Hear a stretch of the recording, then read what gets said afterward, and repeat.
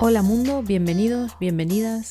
Esto es Demente, soy Eliana Soldati y en el día de hoy vamos a hablar del estrés. ¿Qué es exactamente y cómo actúa el estrés?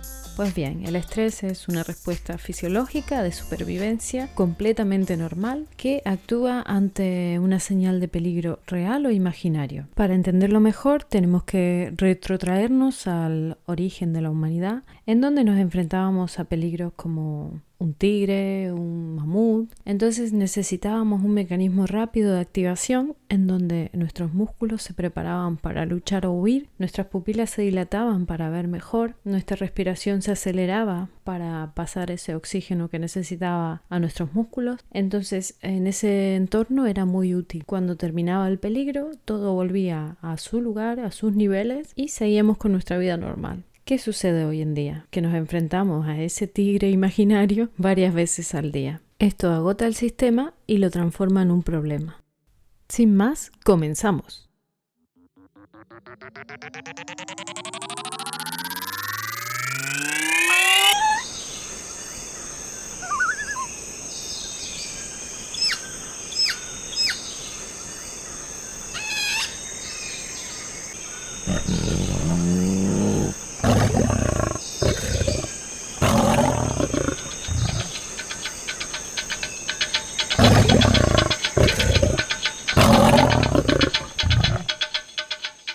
En una fracción de segundo el hipotálamo se comunica con la hipófisis con las glándulas suprarrenales y segregan cortisol, adrenalina y más sustancias para que suba la frecuencia cardíaca, la frecuencia respiratoria, dilata las pupilas, evita la micción, detiene la digestión, aumenta el metabolismo del hígado para tener energía para los músculos. Tenemos que luchar o huir. ¿Qué hacemos? Tenemos el tigre delante, no hay tiempo. ¿Qué hacemos?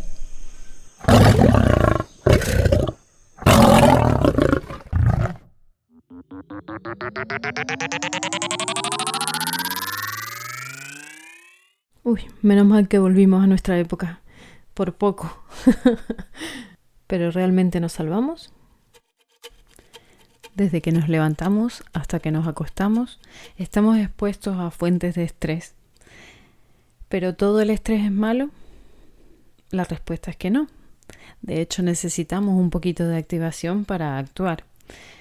Básicamente, el estar vivo significa estresarse. Pero hay dos tipos de estrés. El eustrés o estrés positivo y el distrés o estrés negativo. ¿Y qué diferencia hay? El eustrés es un poco de activación. Viene bien para realizar actividades, para superarnos. Sabemos que podemos con eso. El distrés, por el contrario, es demasiada activación y sentimos que la situación nos supera, que no podemos con ello. De ahí surge la procrastinación, la indefensión aprendida y probablemente podamos llegar a una depresión. Un ejemplo de estrés sería tener un hijo deseado, un ascenso laboral, el matrimonio. Son todas cosas buenas, pero que nos generan un cambio y por tanto conlleva un estrés. Por contraposición, un ejemplo de estrés podría ser pues justamente lo contrario. Tener un hijo no deseado, estar en el desempleo y no encontrar ningún trabajo aunque nos esforcemos mucho. En fin, son cosas que nos superan. Y todos esos cambios mencionados anteriormente son beneficiosos porque nos preparan para luchar o huir.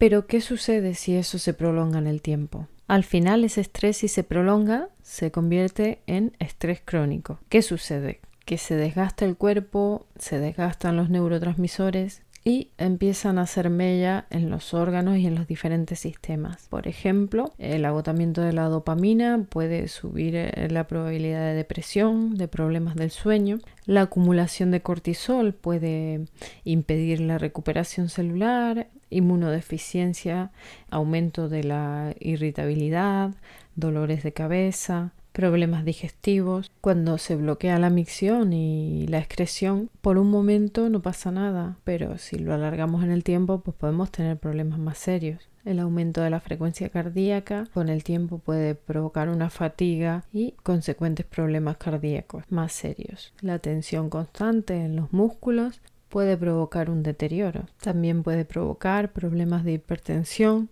problemas de diabetes, En cuanto al estrés, teniendo en cuenta las particularidades de los sexos, en mujeres nos encontramos con problemas de lubricación en cuanto a la sexualidad, alteraciones en el ciclo menstrual e incluso amenorrea, que es la ausencia total de periodos. Si esto se asocia a bajos niveles de estrógeno por un periodo muy largo, puede provocar descalcificación ósea y atrofia de los órganos genitales.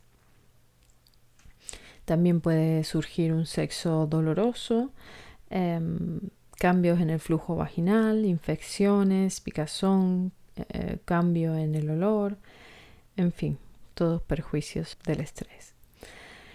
En cuanto a los hombres, 3 de cada 10 problemas de disfunción eréctil es de origen psicológico y normalmente debido al estrés.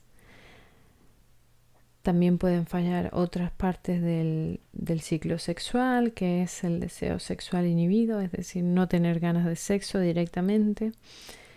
Y ocasionar también la eyaculación precoz. Puede disminuir el nivel de testosterona y también al subir la adrenalina podemos encontrarnos con problemas de erección porque la función de la adrenalina es vasoconstrictora, entonces impide el paso del flujo sanguíneo hacia el pene para poder posibilitar la erección. En fin, que puede provocar múltiples trastornos y enfermedades. Eso en cuanto a las enfermedades físicas, pero ¿qué pasa con las psicológicas? Pues también tenemos unas cuantas en la lista, todo tipo de trastornos de ansiedad, que como voy a tratar este tema en el próximo capítulo, pues aquí no me voy a entretener demasiado, pero influye muchísimo en la ansiedad. Puede estar vinculado con parte del proceso de las fobias, en el trastorno obsesivo compulsivo, el trastorno del estado del ánimo, puede provocar trastorno de estrés agudo, trastorno de estrés postraumático. ¿Y qué es exactamente? Pues es cuando una persona pasa por una experiencia que lo supera totalmente. Los casos más significativos son los soldados que vuelven de la guerra y los casos de violación en las mujeres que se caracterizan por recuerdos intrusivos. La persona se evade, tiene pensamientos negativos, el estado de ánimo también es negativo en general, cambio en las reacciones físicas y emocionales, se sobresaltan con más facilidad, se asustan, están en un estado de hiperalerta constante. Y aquí quería destacar especialmente el burnout o síndrome de estar quemado. Hace poco tiempo se catalogó como una enfermedad mental debido al desgaste profesional. Es un estrés laboral crónico avanzado que provoca agotamiento emocional, una actitud cínica o distante frente al trabajo, sensación de ineficacia, de no hacer bien las tareas normales del trabajo, pérdidas de habilidades para la comunicación, un estado de ánimo negativo, dificultad para concentrarse y a menudo se ve afectada también la creatividad. No logran ser creativos. Las ocupaciones con más incidencia son médicos, enfermeras, policías, vendedores, todas profesiones, intensivas y de cara al público, ¿no?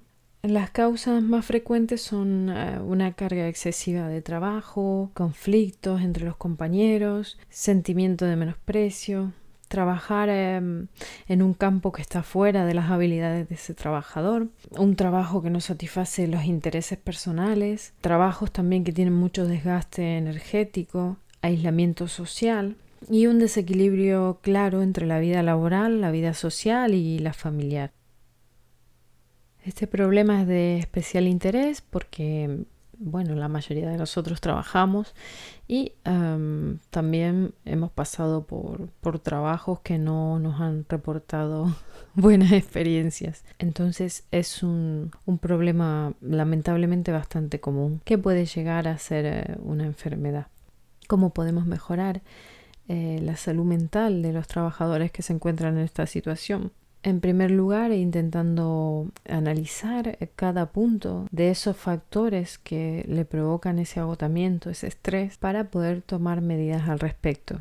Por ejemplo, hablar seriamente con los compañeros o con el jefe. Luego podríamos rebalancear esos desajustes entre la vida laboral, social y familiar. Quizás trabajar un poco menos, tener más relaciones sociales, favorecer el florecimiento de la vida en comunidad, la armonía familiar. Que esa persona se plantee sus intereses y que los realice en la medida de sus posibilidades a diario, que tenga un tiempo para sí mismo.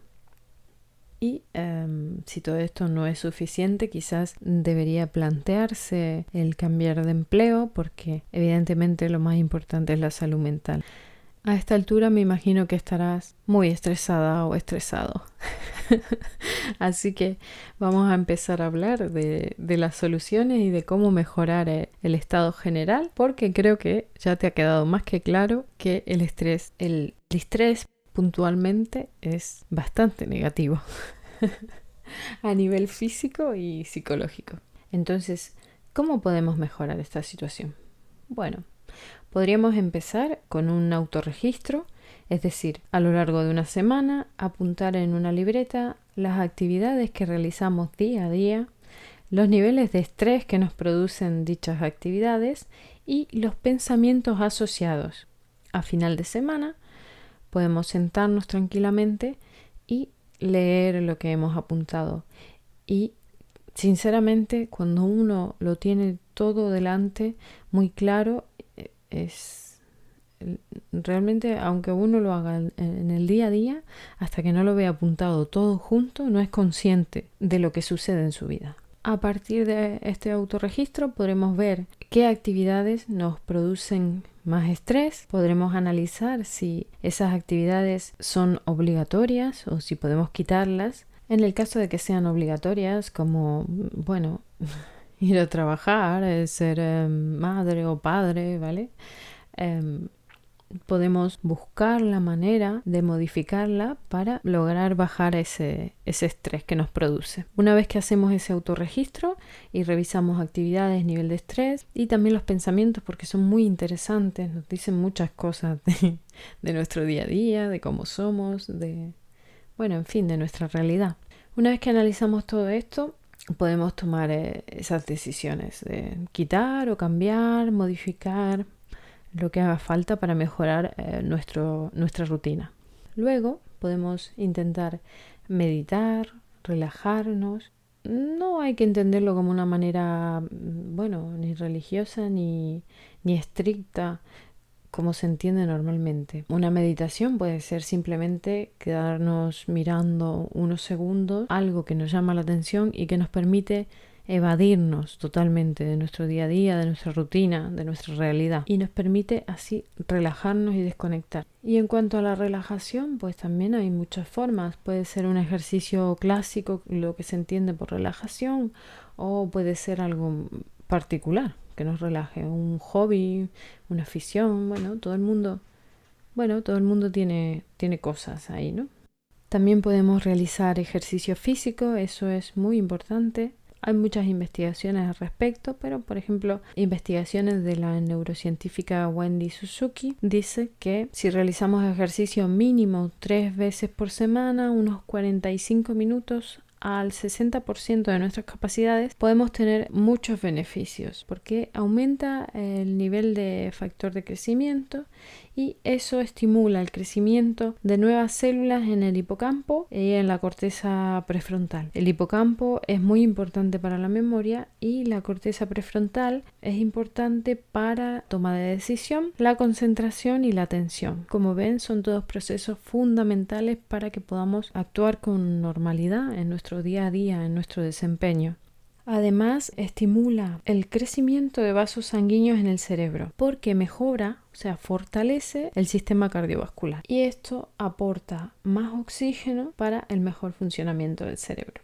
También consigue aumentar el nivel de dopamina y serotonina y así disminuimos la ansiedad, y la depresión, aumenta el buen humor y la energía. Como ven, son todas ventajas. Finalmente, un estudio de la Universidad de Oregón descubrió que realizando acciones altruistas sube el nivel de dopamina y nos hace sentirnos mejor. Así que podemos realizar buenas acciones, que eso siempre es genial. No tienen que ser grandes cosas, simplemente una sonrisa, compartir un café, escuchar al otro, bueno, cualquier gesto que al final también nos viene bien a nosotros mismos.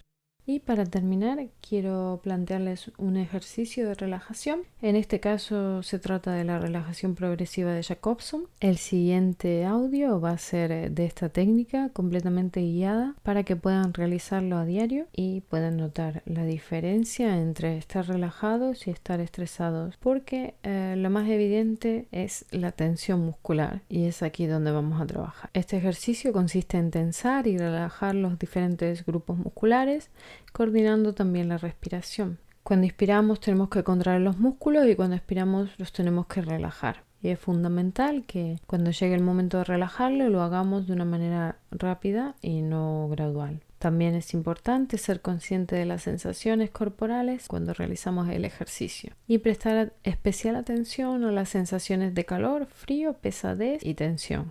Los efectos de esta aplicación a corto plazo son la disminución de la frecuencia cardíaca y respiratoria, así como la tensión muscular y arterial, aumentando al mismo tiempo la conciencia corporal. Y los efectos a largo plazo consisten en la disminución de la tensión diaria y la consecución del autocontrol deseado. ¿Por qué necesitamos realizarlo diariamente? Pues porque así con la práctica vamos a saber detectar cuando los músculos están en tensión y cuando están relajados. El ejercicio debe realizarse cuando estemos solos en un lugar tranquilo y con luz tenue. Es interesante que se realice una comprobación, por ejemplo poniendo una alarma en el móvil y en consulta suele indicarse que sea cada hora.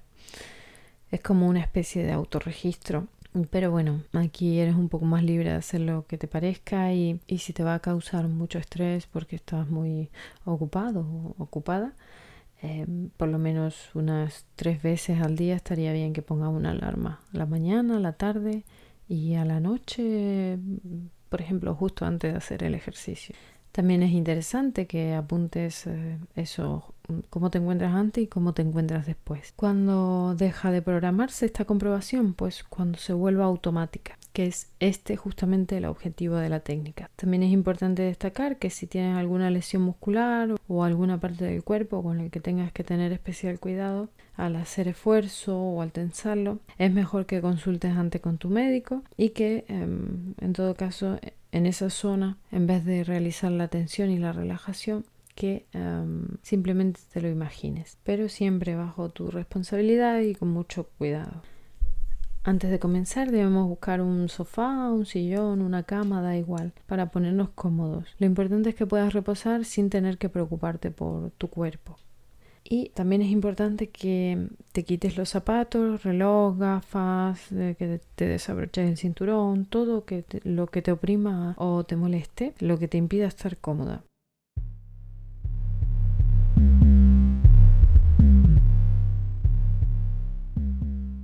Antes de terminar, voy a pasar a dar unos datos muy interesantes sobre una investigación llevada a cabo en la Universidad Complutense de Madrid en abril del año pasado. Es el estrés postraumático por COVID, un problema nuevo que obviamente surgió a raíz de la pandemia. Se trata del resultado obtenido a partir de 2070 encuestas online en población de 18 a 75 años. Hay que puntualizar que los síntomas solo son indicadores del malestar y que no se puede diagnosticar problemas mentales sin otros parámetros, ¿vale? Los resultados coinciden con otros resultados que se encontraron en estudios realizados en Reino Unido y también en China. En cuanto a los síntomas de depresión, 1 de cada 5 españoles presenta síntomas clínicamente significativos de depresión, que es un 22,1% de la muestra. Los síntomas son más frecuentes en mujeres, 27,8%, y en hombres, 17%, aunque la diferencia no llega a ser estadísticamente significativa. Los grupos de edad mayor de 45 años muestran tasas menores de depresión, siendo más frecuentes los síntomas de depresión, 42,9 exactamente, de los entrevistados en el grupo de edad más joven, de 18 a 24 años. La presencia de problemas previos de salud mental duplica la probabilidad de tener síntomas depresivos.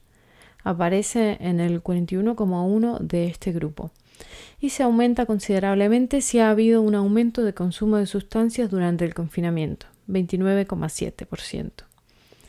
Los síntomas también se duplican y casi llegan a triplicarse en los grupos de personas a quienes les preocupa mucho o muchísimo el COVID o sus consecuencias económicas de la pandemia. Curiosamente, no hubo más niveles elevados de depresión en personas que tenían factores de riesgo asociados al COVID, ni en aquellos que habían tenido una experiencia directa con la infección. En cuanto a los síntomas de ansiedad, 1 de cada 5 españoles presenta síntomas clínicamente significativos de ansiedad, 19,6%. Los síntomas son más frecuentes en mujeres, 26,8%, que en hombres, 13,2%. Los grupos de edad mayores de 45 años muestran tasas menores de ansiedad, siendo más frecuentes los síntomas de ansiedad, 34,6% de los entrevistados en el grupo de edad más joven, de 18 a 24 años. La presencia de problemas previos de salud mental casi duplica la probabilidad de tener síntomas. Aparece en el 35,7% de este grupo y la aumenta considerablemente si ha habido un aumento de consumo de sustancia durante el confinamiento, 33,3%. Y está muy mermada cuando hay un consumo bajo, 10%. Los síntomas también prácticamente se duplican en los grupos de personas a quien les preocupa mucho o muchísimo el COVID, 46%, o sus consecuencias económicas, 32,4%.